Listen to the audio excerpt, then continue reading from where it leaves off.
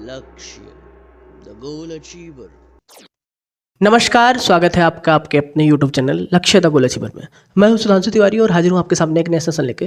जैसा कि पिछले सेशन में हम लोग पेट में आने वाले महत्वपूर्ण क्वेश्चन जिनके पेपर में आने की संभावना है या जो पिछले बार पेपर में आ चुके हैं, ऐसे क्वेश्चन को डिस्कस कर रहे थे, तो आज उसी के आगे कंटिन्यू करते हैं। पिछले सेशन में हम लोग 32 क्वेश्चनों को किया था, आज उसी के आगे कंटिन्यू करेंगे। तो चलिए सेशन को शुरू करते हैं। उससे पहले जो लोग चैनल पर नए हैं, चैनल को सब्सक्राइब कर लें और बेल आइकन प्रेस कर लें, जिससे कि चैनल पर जब भी इस प्रकार की इंपॉर्टेंट वीडियो अपलोड हो तो आपके पास नोटिफिकेशन जाए और आप वीडियो को देख सकें। तो चलिए सेशन को शुरू करते हैं। जैसा कि अगला प्रश्न है आपका 33वां आपके सामने कि गौतम बुद्ध को ज्ञान किस नदी के तट पर प्राप्त हुआ था। देखिए 2022 में पूछा गया है पेट का क्वेश्चन।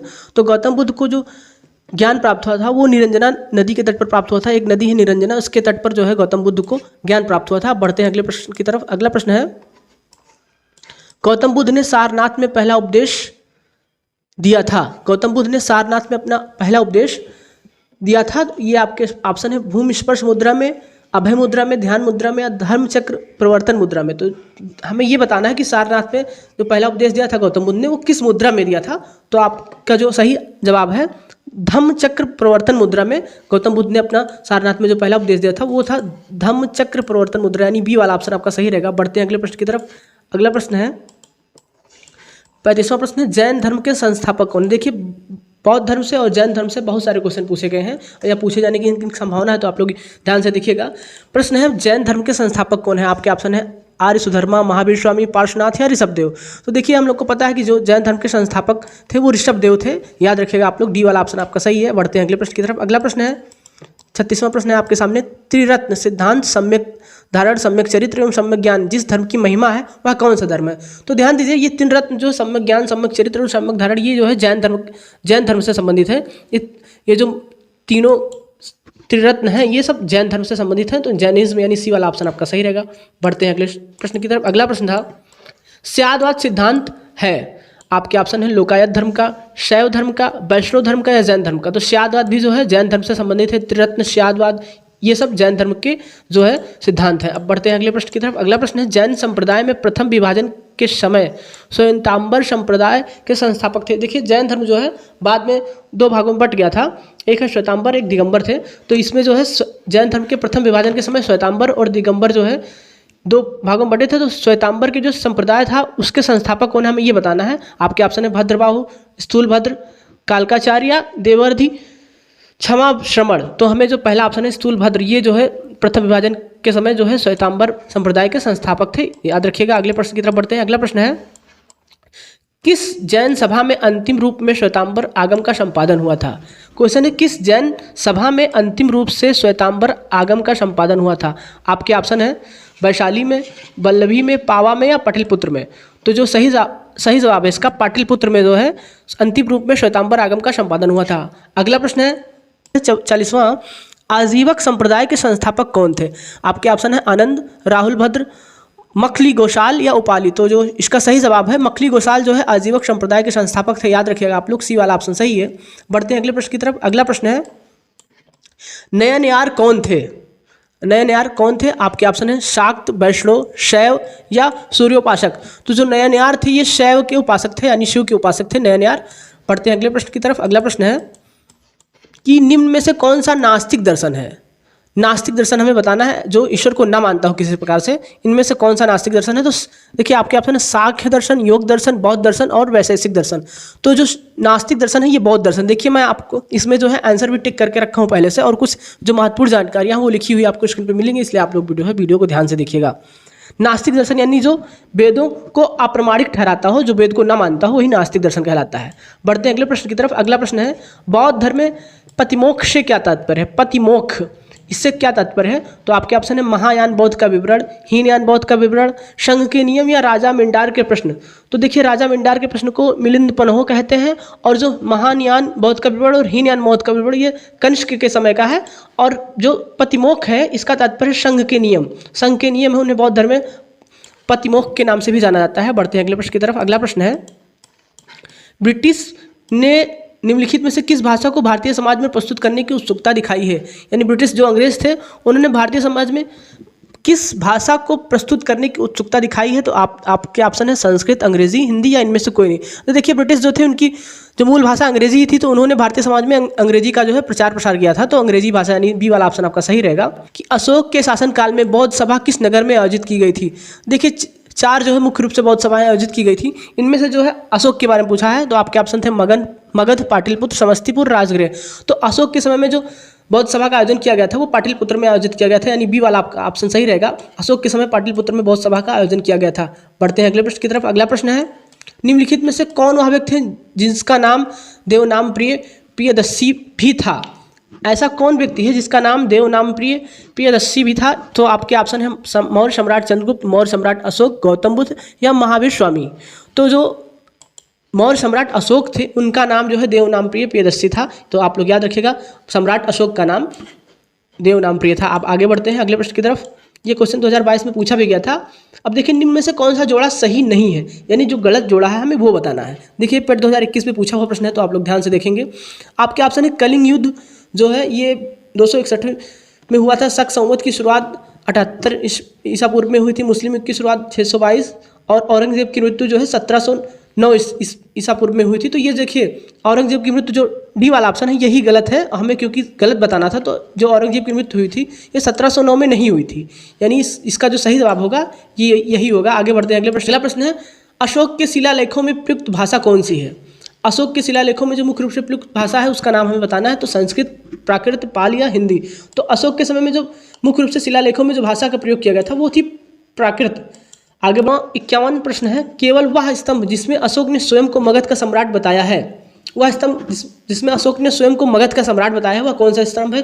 तो इसका जो सही जवाब है भाब्रू स्तंभ, ये जो राजस्थान में है इसमें अशोक ने स्वयं को मगध का सम्राट बताया है। भाब्रू स्तंभ केवल यही एक स्तंभ है जिसमें अशोक ने खुद को मगध का सम्राट बताया है और ये राजस्थान में स्थित है। बढ़ते हैं अगले प्रश्न की तरफ। अगला प्रश्न है भारत का नेपोलियन किसे कहा जाता है? ये इंपॉर्टेंट प्रश्न है, आप लोग ध्यान से देखिएगा। भारत का नेपोलियन किसे कहा जाता है? आपके ऑप्शन है चंद्रगुप्त मौर्य, चंद्रगुप्त द्वितीय, विक्रमादित्य, अशोक महान या समुद्रगुप्त। तो भारत का नेपोलियन जिसे कहा जाता है वो थे समुद्रगुप्त। इन्हें भारत का नेपोलियन कहा जाता है। इनका अन्य नाम एक और है अशोकादित्य। समुद्रगुप्त को भारत का नेपोलियन कहा जाता है, इनका अन्य नाम है अशोकादित्य। निम्नलिखित में से किस शासक के दरबारी कवि हरिशेर थे? देखिए 2022 में पूछा गया प्रश्न है। तो समुद्रगुप्त जो राजा थे इनके दरबारी कवि थे हरिशेर। आप लोग याद रखिएगा, बी वाला ऑप्शन आपका सही है। समुद्रगुप्त का जो सचिव थे ये हरिशेर थे और ये इनके दरबारी कवि भी थे।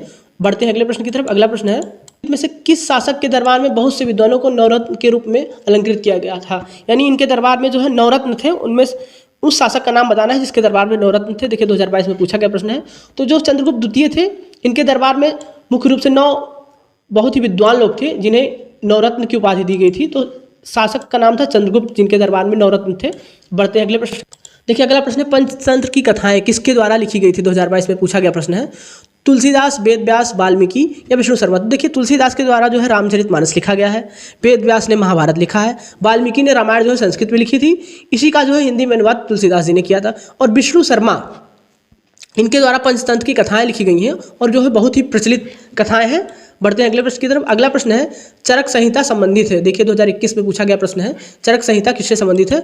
तो इसका सही जवाब होगा चिकित्सा से संबंधित है चरक संहिता, याद रखिएगा आप लोग। बढ़ते हैं अगले प्रश्न की तरफ। अगला प्रश्न है वैसे किस गुप्त शासक ने अपने बड़े भाई की हत्या करके सत्ता प्राप्त की थी? किस गुप्त शासक ने अपने बड़े भाई की हत्या कर सत्ता प्राप्त की थी? तो आपके ऑप्शन है चंद्रगुप्त द्वितीय, स्कंदगुप्त, श्रीगुप्त, समुद्रगुप्त। तो ये समुद्रगुप्त को जो है भारत का नेपोलियन कहा जाता है, आप लोग याद रखिएगा।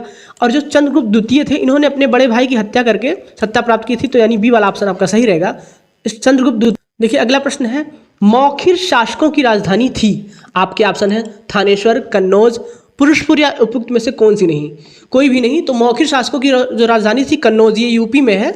ये जो है मौखिर शासकों की राजधानी थी, आप लोग याद रखिएगा, बी वाला ऑप्शन आपका सही है। देखिए प्रश्न है निम्नलिखित शासकों में से किसने हर्षवर्धन को पराजित किया था? आपके ऑप्शन है कीर्तिवर्मन द्वितीय, विक्रमादित्य द्वितीय, पुलकेशिन प्रथम या पुलकेशिन द्वितीय। तो जो पुलकेशिन द्वितीय थे, डी वाला ऑप्शन, इन्होंने महाराज हर्षवर्धन को पराजित किया था और जो युद्ध हुआ था वो नर्मदा नदी के तट पर हुआ था 618 ईसा पूर्व में। और देखिए हर्षवर्धन की बात करें तो इनका जन्म जो है 590 ईसा पूर्व में हुआ था और इनका जो शासनकाल था 606 से 647 ईसा पूर्व। तो याद रखिएगा आप लोग। अब बढ़ते हैं अगले प्रश्न की तरफ। अगला प्रश्न है हर्षवर्धन के शासनकाल में किस चीनी यात्री ने भारत की यात्रा की थी? तो याद रखिएगा आप लोग। देखिए 2021 में पूछा गया प्रश्न है। तो आप लोग इनके नाम से ही याद रखिए, हा से हर्षवर्धन और हा से ह्वेनसांग। तो हर्षवर्धन के शासनकाल में ह्वेनसांग चीनी यात्री ये भारत में आया था यात्रा के लिए। बढ़ते हैं अगले प्रश्न की तरफ। अगला प्रश्न है, निम्नलिखित में से किस सेना की ताकत छापामार यानी गुरिल्ला रणनीति थी? उस सेना का नाम बताना है जो छापामार युद्ध लड़ती थी और इसकी सबसे बड़ी ताकत थी छापामार युद्ध नीति। 2022 में पूछा गया प्रश्न है। तो आपके ऑप्शन है मराठा, ब्रिटिश, मुगल शासक या नायक। तो जो मराठा यानी जो शिवाजी की सेना थी मुख्य रूप से बाजीराव की, ये जो है छापामार युद्ध में कुशल थी। ये देखिए अगला प्रश्न है, भारत में प्रथम मुस्लिम आक्रमणकारी का नाम क्या था? आपको बताना है। आपके ऑप्शन है कुतुबुद्दीन ऐबक, महमूद गजनी, मोहम्मद बिन कासिम या मोहम्मद गौरी। तो देखिए अगर बात करें, मोहम्मद बिन कासिम जो है भारत में आने वाला प्रथम मुस्लिम आक्रमणकारी था और ये जो है 1712 में आक्रमण किया था। तो भारत में प्रथम मुस्लिम।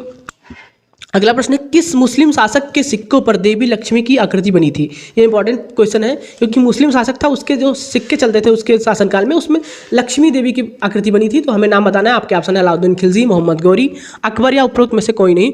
जो मोहम्मद गौरी था उसके शासनकाल में जो सिक्के चलते थे उसमें देवी लक्ष्मी की प्रतिमाएं बनी रहती थी। अब बढ़ते हैं अगले प्रश्न की तरफ। अगला, संगमरमर पर बनी पियत्रा ड्योरा या पित्रादुरा या रंगीन पत्थर की जड़ाई का काम किसके शासनकाल में बहुत लोकप्रिय था? तो देखिए आप लोगों को पता होगा, शाहजहां एक राजा थे जिन्होंने ताजमहल बनवाया था। तो संगमरमर से इनका लगाव प्रचलित है। इन्होंने ताजमहल जैसे यादगार इमारतें बनवाई हैं, तो इनके शासनकाल में ही संगमरमर पर जड़ाई का काम प्रचलित था ज़्यादा। आगे बढ़ते हैं अगले प्रश्न की तरफ। भारत में शासन करने वाले, अगला प्रश्न है, भारत में शासन करने वाले शासकों का कालक्रम के अनुसार सही क्रम क्या है?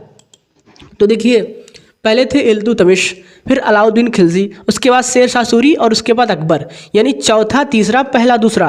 तो यानी ये आपका बी वाला ऑप्शन सही रहेगा। ये 2021 में पूछा गया प्रश्न है, तो बी वाला ऑप्शन आपका सही रहेगा। जजिया एक प्रकार से कर था, ये फिर से लागू किस मुगल शासक ने किया था? आपको ये बताना है कि जजिया कर फिर से लागू करने वाले मुगल शासक का नाम कौन सा है? तो ये औरंगजेब थे जिन्होंने जजिया कर फिर से लागू कर दिया था। मुस्लिम शासक थे, याद रखिएगा। औरंगजेब ने जो है ये ब्राह्मणों पर लगाया गया कर था और बाद में से अकबर ने हटा दिया था 1564 ईस्वी में। तो इस जजिया कर को याद रखिएगा, ब्राह्मणों पर मुख्य रूप से। देखिए अगला प्रश्न है, भारत में तुगलक वंश के बाद कौन सा वंश शासन में आया था? यानी तुगलक वंश के बाद भारत में शासन करने वाले वंश का हमें नाम बताना है। तो गुप्त वंश, खिलजी वंश, मुगल वंश या तुगलक वंश? तो देखिए सैयद वंश जो है तुगलक वंश के बाद भारत में शासन किया था। ऐसे चौथा वाला ऑप्शन आपका सही रहेगा। आप ऐसे भी याद कर सकते हैं, गुप्त वंश आया था, उसके बाद खिलजी वंश, उसके बाद तुगलक वंश, उसके बाद जो है सैयद वंश आया था। इस प्रकार से जो है वंश का क्रम है कि दिल्ली सल्तनत का अंतिम वंश कौन सा था? आपके ऑप्शन है खिलजी वंश, गुलाम वंश, लोधी वंश या सैयद वंश। तो दिल्ली सल्तनत पे जो अंतिम वंश था जिसने शासन किया था वो था लोधी वंश, यानी सी वाला आपका सही है। बढ़ते हैं, भारत की प्रथम मुस्लिम महिला शासक का नाम हमें बताना है। भारत की प्रथम मुस्लिम महिला शासक का नाम हमें बताना है। तो ये बहुत ही फेमस है, इनका नाम है रजिया सुल्तान। इन्होंने भारत पर शासन किया था, ये प्रथम मुस्लिम महिला शासक थी। अगला प्रश्न है, किस वंश के सुल्तानों ने सबसे अधिक समय तक शासन किया था? आपके ऑप्शन है खिलजी वंश, तुगलक वंश, दास वंश या लोधी वंश। तो जो तुगलक वंश था इसने सबसे अधिक समय तक शासन किया था। इसका शासन काल था 1320 से 1414 ईस्वी तक इन्होंने जो है शासन किया था। तो सबसे अधिक समय तक तुगलक वंश ने शासन किया था। अब दिल्ली के किस सुल्तान के विषय में कहा गया था कि उसने रक्त और लौह की नीति अपनाई थी? तो अगर हम बात करें सुल्तान के बारे में तो इल्तुतमिश, बलबन, जलालुद्दीन फिरोज खिलजी या फिरोज शाह तुगलक। तो जो बलबन शासक था इसने रक्त और लौह की नीति अपनाई थी, मेवातियों के खिलाफ इन्होंने युद्ध लड़ा था।